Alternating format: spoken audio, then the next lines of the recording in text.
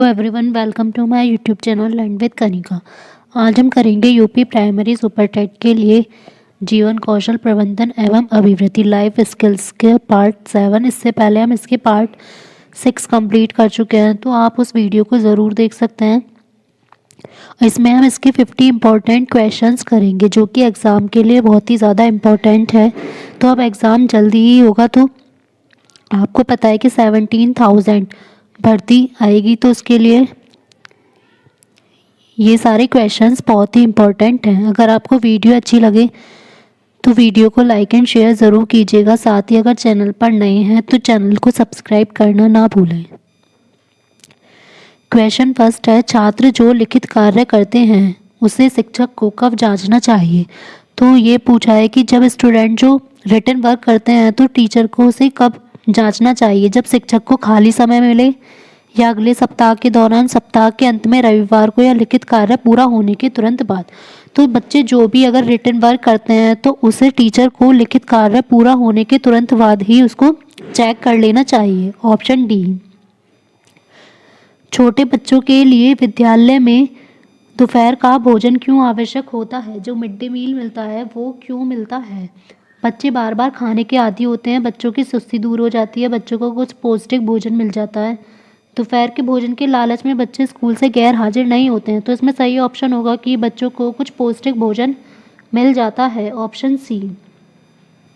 प्रतियोगिता से एक उत्तम गुण का विकास होता है। लक्ष्य ऊंचा रखना, पराजय को भी खुशी खुशी स्वीकार करना, काम पूरा करके ही दम लेना, या ये सभी। तो इसमें लक्ष्य ऊंचा रखना भी इसका कंपटीशन से विकास होता है, और पराजय को भी खुशी खुशी स्वीकार कर लेना चाहिए, और काम पूरा करके ही दम लेना चाहिए। तो आंसर होगा ऑप्शन डी, ये सभी। आपके अनुसार शिक्षण की योजना पद्धति कैसी होनी चाहिए। तो जो शिक्षण की योजना पद्धति है वो हमेशा बालक केंद्रित, चाइल्ड सेंटर्ड होनी चाहिए। नर्सरी स्कूलों की शुरुआत किसने की थी। नर्सरी स्कूलों की शुरुआत की थी वही किंडरगार्टन, जिन्होंने स्कूल शुरू किया उसे ही कहा जाता है नर्सरी स्कूल, फ्रोवेल ने। एक कॉलेज की अध्यापिका वास्तव में विद्यार्थियों की सहायता करती है यदि वह कक्षा में बालकों को नोट्स लिखवाती है, पाठ्यक्रम समय से पूर्व पूरा कराती है, मूल्यांकन में निष्पक्ष है, या विद्यार्थियों को प्रश्न पूछने के लिए प्रोत्साहित करती है। तो इसमें सबसे सही होगा कि विद्यार्थियों को प्रश्न पूछने के लिए प्रोत्साहित करती है। एक डॉक्टर तथा अध्यापक में यह समानता है कि दोनों निदान के पश्चात ही उपचारात्मक विधि अपनाते हैं, दोनों ही व्यवसायी हैं, दोनों आरंभ में एक जैसी शिक्षा ग्रहण करके आते हैं, या दोनों ही समाज सेवी हैं। तो एक डॉक्टर और टीचर में क्या चीज़ कॉमन होती है ये बताना है। तो इसमें होगा कि दोनों ही निदान के पश्चात उपचारात्मक विधि अपनाते हैं, कि पहले ये देखेंगे कि क्या समस्या है और उसके बाद उसका उपचार करेंगे। आपकी दृष्टि में शिक्षण व्यवसाय है, तो जो शिक्षण है वो कैसा व्यवसाय है, वर्तमान समय में घाटे का, या वर्तमान समय में भी श्रेष्ठ है, लाभप्रद है, या मौज मस्ती का है। तो आएगा कि वर्तमान समय में भी श्रेष्ठ है। आपकी नज़र में कौन सबसे अच्छा अध्यापक है, जो श्यामपट्ट मतलब ब्लैक बोर्ड का अच्छा यूज़ करता हो, जो विषय वस्तु के मुश्किल पक्षों को भी आसान करके समझाता हो, जो विद्यार्थियों को कक्षा में शोर नहीं मचने देता, या जो सुस्पष्ट बोलता हो। तो सबसे अच्छा जो टीचर है वो होगा जो विषय वस्तु के मुश्किल पक्षों को भी आसान करके समझाता हो। छात्रों में पढ़ाई के साथ साथ खेल भावना को विकसित करने के लिए आपको उन्हें खेल के माध्यम से पढ़ाना चाहिए, या खेल से सर्वांगीण विकास होता है बताना चाहिए, खेल के पाठ को अवश्य पढ़ाना चाहिए, या छात्रों के साथ खेलना चाहिए। तो इसमें सही होगा कि पढ़ाई के साथ साथ खेल भावना को विकसित करने के लिए छात्रों के साथ खेलना चाहिए। Option D. कक्षा शिक्षण में छात्रों की रुचि बनाए रखने के लिए अध्यापक को क्या करना चाहिए। यथार्थ जीवन के उदाहरणों का भरपूर प्रयोग करना चाहिए, और छात्रों को चर्चा का भरपूर अवसर भी देना चाहिए, और शिक्षण सामग्री का भी प्रयोग करना चाहिए। तो आंसर होगा ऑप्शन डी, ये सभी। शिक्षक अभिभावक संघ की बैठक कब होनी चाहिए, परीक्षा फल घोषित हो जाने के बाद, या वार्षिक उत्सव आदि के अवसर पर, समय समय पर, या छात्रों की नई भर्ती होने के बाद। तो समय समय पर शिक्षक अभिभावक संघ की बैठक होनी चाहिए, मीन्स पेरेंट्स मीटिंग। आप किस छात्र को श्रेष्ठ मानते हैं? जो शिक्षकों को सम्मान दे और उनकी आज्ञा माने, जो सुशील और शर्मीला हो और अनुशासन में रहे, जो शिक्षण ग्रहण करने और अध्यापन में रुचि रखता हो, जो नियमित पाठशाला आता हो और कक्षा का मॉनिटर हो। तो इसमें जो सबसे सही होगा वो होगा जो शिक्षण ग्रहण करने में और अध्ययन में रुचि रखता हो।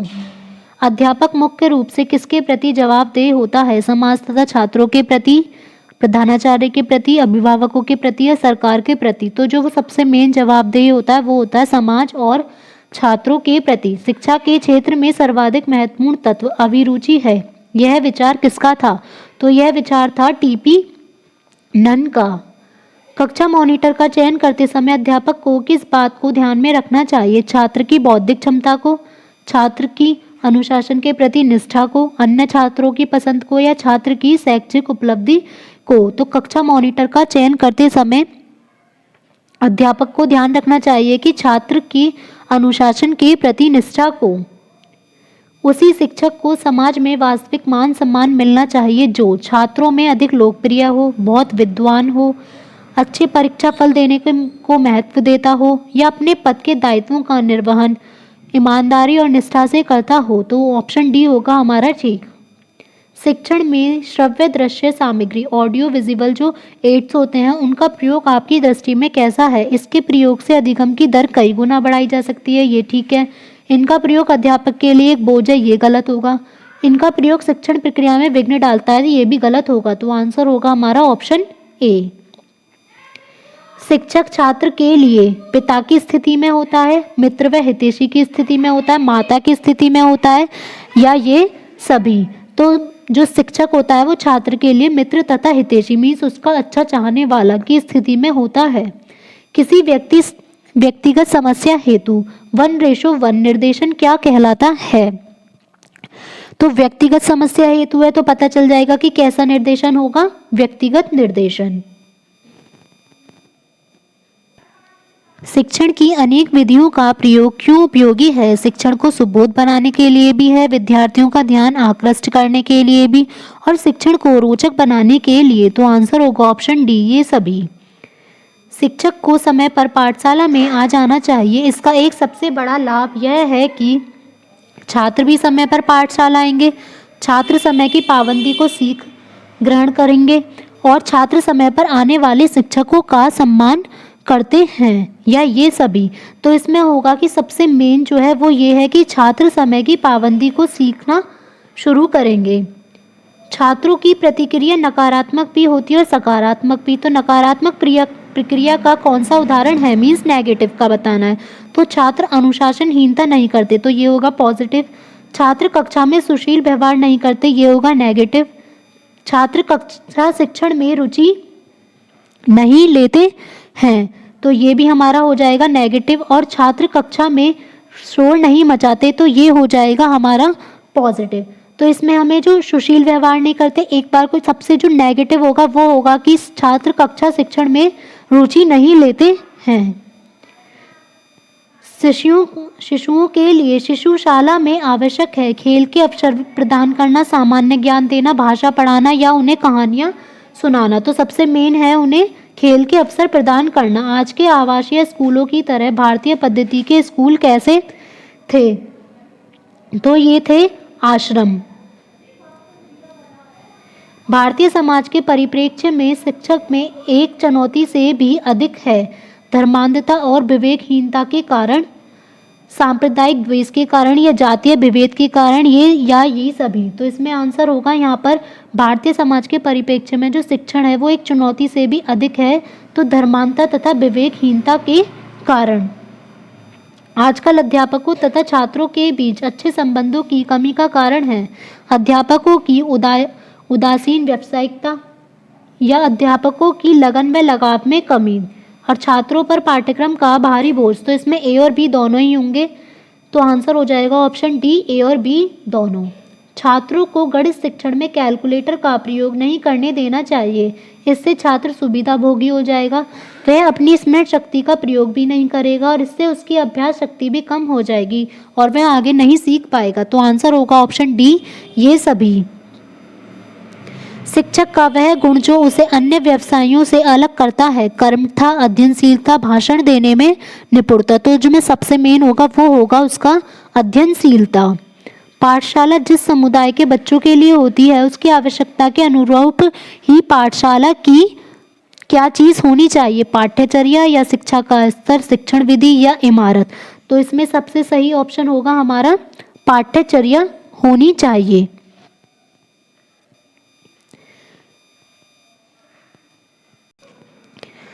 शिक्षक शिक्षण विधि से सबसे अधिक सीखता है अपने प्रधानाध्यापक से, छात्रों से, प्रशंसकों से या पुस्तकों से। तो शिक्षक जो है वो शिक्षण विधि से सबसे अधिक सीखता है अपने छात्रों से। किस किस्म के प्रश्न को आप सबसे अधिक प्रबोधक मानते हैं? जो बच्चों का ध्यान आकृष्ट करे, जो अगली परीक्षा में आने वाला हो, जो सीधा सटीक हो, जो समस्या प्रदान और हल ढूंढने को प्रेषित करे। तो इसमें सबसे जो मेन होगा वो होगा हमारा जो समस्या प्रदान हो और हल ढूंढने को प्रेरित करे। प्रौढ़ शिक्षा इसलिए आवश्यक है, एडल्ट एजुकेशन आवश्यक है ताकि प्रौढ़ों की संख्या सबसे ज़्यादा है, प्रौढ़ों को रोजगार प्राप्त करने में आसानी होगी, प्रौढ़ों को शिक्षित करना कम खर्चीला है, या शिक्षित प्रौढ़ अपने बच्चों को भी शिक्षित बनाने की पूरी कोशिश करेंगे। तो इसमें होगा कि जो शिक्षित प्रौढ़ होंगे वो अपने बच्चों को भी शिक्षित बनाने की पूरी कोशिश करेंगे। एक अच्छी पाठ्य पुस्तक वह है जो अन्य विशेषताओं के अतिरिक्त अनिवार्य रूप से शामिल करती हो। परीक्षकों का निर्देश, गृह कार्य के अभ्यास, शिक्षकों को निर्देश और प्रकरणों की सूची बहुत से। तो उसमें जो टीचर के लिए भी इंस्ट्रक्शंस होने चाहिए। शिक्षक की योग्यता, प्रयासों एवं उसके व्यवहार का सही मूल्यांकन किया जा सकता है तो उसके छात्रों के ही द्वारा। छात्रों में वैज्ञानिक दृष्टिकोण उत्पन्न किया जा सकता है विज्ञान की शिक्षा के द्वारा, तर्क संगत विचारों के प्रस्तुतिकरण द्वारा, या दर्शन व मनोविज्ञान की शिक्षा के द्वारा। तो इसमें पूछा है हमसे कि वैज्ञानिक दृष्टिकोण कब उत्पन्न किया जा सकता है? जब तर्क संगत विचारों के प्रस्तुतिकरण के द्वारा। Option B. भारत में विभिन्न राज्यों में छात्रों के बीच शिक्षा की विषमता के क्या कारण हैं? निजी और सरकारी दोनों प्रकार के स्कूलों में शिक्षा का स्तर भिन्न भिन्न होना, विभिन्न राज्यों में पाठ्यक्रमों के बीच भी असमानता होती है, और देश के विभिन्न भागों में मूल्यांकन के स्तर का भिन्न भिन्न होना। तो इसमें पूछा गया है कि मेन कारण कौन सा होगा जो अलग अलग राज्यों में छात्रों के बीच शिक्षा की विषमता का कारण है। तो उसका मेन कारण है कि देश के विभिन्न भागों में मूल्यांकन के स्तर जो है वो अलग अलग होना। यदि आपका स्थानांतरण मीन्स ट्रांसफ़र दूर दराज किसी ऐसे स्थान पर हो जाता है जो आपको पसंद नहीं है तो आप क्या करेंगे? पसंद नापसंद की बात मन से निकाल कर लगन से अपना काम करेंगे, अधिकारियों को रिश्वत देकर वहां से पुनः स्थानांतरण कराने का प्रयास करेंगे, या लंबी अवैतनिक छुट्टी ले लेंगे, किसी प्रकार स्कूल में अपना समय काटेंगे। तो आंसर होगा ऑप्शन ए, पसंद नापसंद की बात मन से निकाल कर लगन से अपना काम करेंगे। पाठशाला जिस समुदाय के बच्चों के लिए होती है उसकी आवश्यकता के अनुरूप ही पाठशाला की पाठ्यचर्या होनी चाहिए। अगर शिक्षक छात्र को विषय चुनने में सहायता करे तो यह उसकी कौन सी भूमिका है? मार्गदर्शक, नेतृत्वकर्ता, परामर्शदाता या सुविधा प्रदाता। तो इसमें वो होगा परामर्शदाता, ऑप्शन सी। तो अगर आपको आज की वीडियो अच्छी लगी हो तो इसे लाइक एंड शेयर ज़रूर कीजिएगा। साथ ही अगर चैनल पर नए हैं तो चैनल को सब्सक्राइब भी करें। Thank you.